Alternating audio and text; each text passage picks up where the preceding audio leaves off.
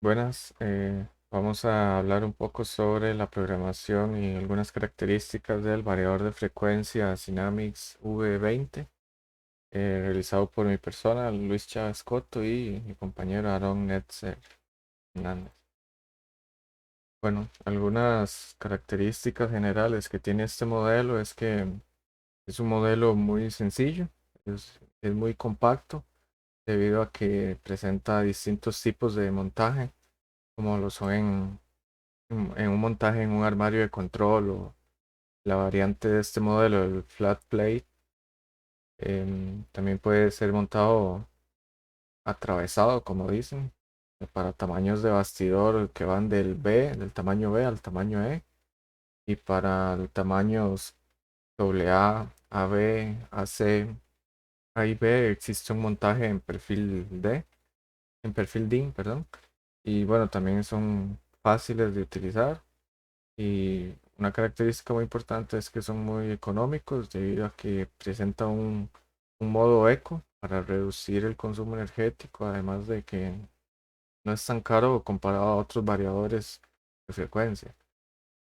También presenta gran robustez, ya que tiene un amplio rango de voltajes y corrientes, y su sistema avanzado de refrigeración y tarjetas con revestimiento de protección ofrecen una protección alta para los circuitos. Em, bueno, otros detalles particulares de este modelo es que se tiene para diferentes tamaños del bastidor, como mencioné anteriormente, y distintos rangos de funcionamiento que pueden trabajar como trifásicos o monofásicos. Em, por ejemplo, dos variantes que encontramos en este manual es la variante de 400 voltios AC en conexiones trifásicas, y la variante de 230 voltios AC en conexiones monofásicas. No podemos ver la tensión que manejan. Y bueno, una corriente de entrada que van desde 1.7 amperios hasta 38.1, y una corriente de salida de 1.3 hasta 31 amperios para la variante trifásicas. Mientras que para la variante en monofásico tenemos unas corrientes de entrada que van desde los 2.3 amperios hasta los 32, y la corriente de salida del punto 9 a 13.6 amperios. En temas de potencia, los trifásicos manejan una alta potencia que va del 0.37 kilowatts hasta los 15 kilowatts, mientras que la variante monofásica alcanza hasta los 3 kilowatts. Luego, la pantalla LCD o el display nos permite interactuar con el equipo. Y bueno, en la figura derecha se puede ver los burners del usuario, y bueno, también se mencionan alguna nomenclatura y su significado, como podemos ver. Cuenta con entradas analógicas y digitales, además de sus respectivas salidas.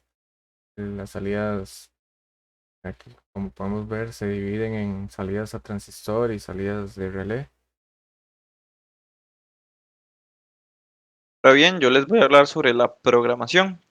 Primero tenemos que ir en el menú de parámetros, una pulsación de más de 2 segundos, pasamos al menú de visualización, con la otra al menú de configuración. Lo primero será ingresar a los datos del motor, esto para que el variador sepa qué tipo de motor estamos tratando. Ahí podemos ver un diagrama del proceso que se debe hacer para la programación. Ahora bien, en la siguiente diapositiva vamos a ver, aquí vemos los parámetros con distintos datos del motor que se solicitan. Tenemos que tener en cuenta que el punto negro que se encuentra en cada parámetro son datos de placa provenientes del motor.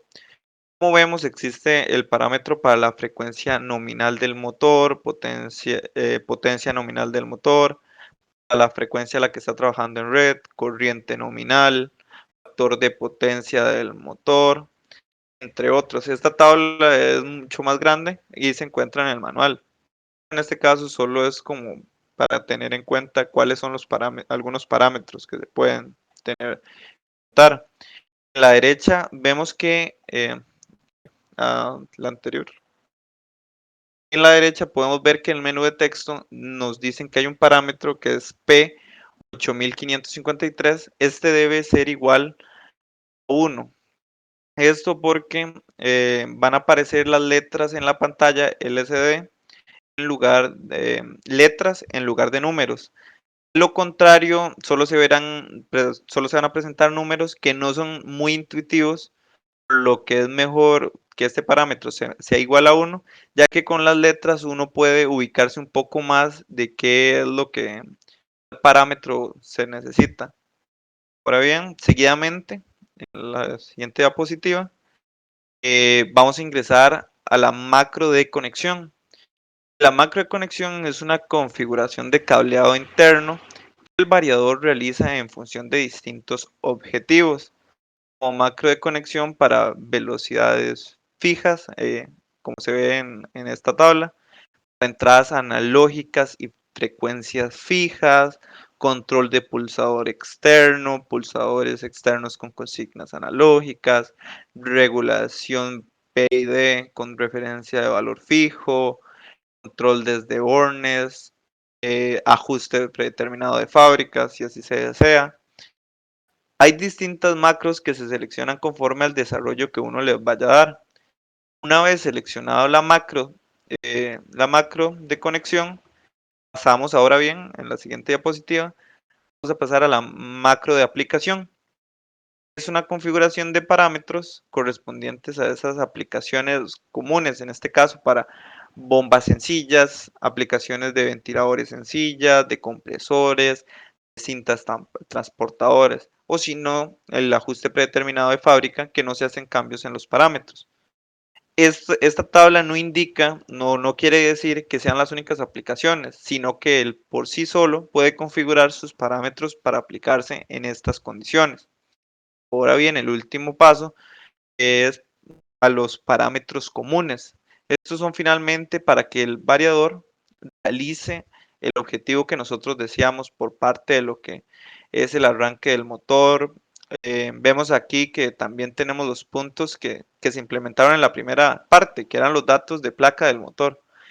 Pero hay más parámetros que nos ayudan a configurar el variador con diferentes propósitos, porque ahí vemos los tipos de función, parámetros de puesta en marcha, potencia nominal del motor, tensión nominal, corriente del motor, con sus respectivos rangos y valores a establecer. Bueno, ahora hablando un poco de sus características de conexión e instalación, aquí tenemos un diagrama que representa una conexión típica del variador hacia un motor. Y bueno, si quitamos todo lo opcional, podemos ver que lo único que queda es el contactor, el motor y las tres líneas conectadas al variador. Lo que es la alimentación del variador mediante el contactor anteriormente mencionado. eh, la tierra al variador y la protección del variador. Y bueno, como les dije, el resto que se puede apreciar son opcionales para diferentes propósitos. Mientras que, bueno, las condiciones de seguridad del variador, em, algo que mencionaba el manual es que se recomienda instalar el variador en un lugar inmune a las vibraciones o con vibraciones de 5.9 metros sobre segundo cuadrado o inferiores. También otra recomendación que se mencionaba era instalar el variador de frecuencia en un lugar con las condiciones térmicas adecuadas, ya que estos son muy sensibles a la temperatura y también no acercarse con dispositivos, ya que también son sensibles a la radiofrecuencia. Eh, También no se debe conectar en paralelo a otro variador de frecuencia y tampoco instalar este variador en un entorno que esté en presencia de goteo, vapor de aceite, polvo o cualquier otro material en suspensión. También no se deben conectar cargas capacitivas para mejorar el factor de potencia y bueno, hay que manipularlo de una manera correcta para no dañar sus componentes y bueno, algo importante también es instalar una correcta protección corriente de fuga a tierra. Ahora bien, para el mantenimiento, una de las cosas principales que se debe realizar es la copia de seguridad del programa de usuario y revisar el historial de fallos para ver si existe alguna anomalía. Otra es verificar las conexiones que se encuentren en un buen estado, verificar que el torque de apriete de las conexiones sea correspondiente al manual de fabricante, que es algo de suma importancia verificar, el realizar una limpieza externa al variador y una interna a las tarjetas cada cierto tiempo, con los cuidados necesarios para no dañarlas con la estática, como utilizar uso de superficies, pulseras y brochas antiestáticas. Y si se requiere retirar residuos, es conveniente utilizar una aspiradora antiestática. Además, es recomendable no utilizar productos que dejen residuos aceitosos, ya que el polvo o la suciedad pueden adherirse a las tarjetas, lo que tenemos que tener mucho cuidado en este caso. Luego, verificar que el sistema de enfriamiento del vapor se encuentra en un buen estado y los filtros no se encuentren tapados debido a que este tipo de equipos son muy sensibles a la temperatura, como lo había mencionado mi compañero Luis. Llevar un registro de las temperaturas normales del variador y sus partes con una cámara termográfica para hacer un mantenimiento preventivo y detectar fácilmente anomalías al realizar inspecciones en el futuro, ya que la temperatura es un indicador clave de un fallo en estos equipos. Por último, tratar de verificar los niveles de tensión y corriente sean las adecuadas y que no existan un desequilibrio entre las fases. Estos serían como las recomendaciones para hacer un buen mantenimiento en este tipo de variador. Bueno, con eso concluye nuestra presentación. Muchas gracias.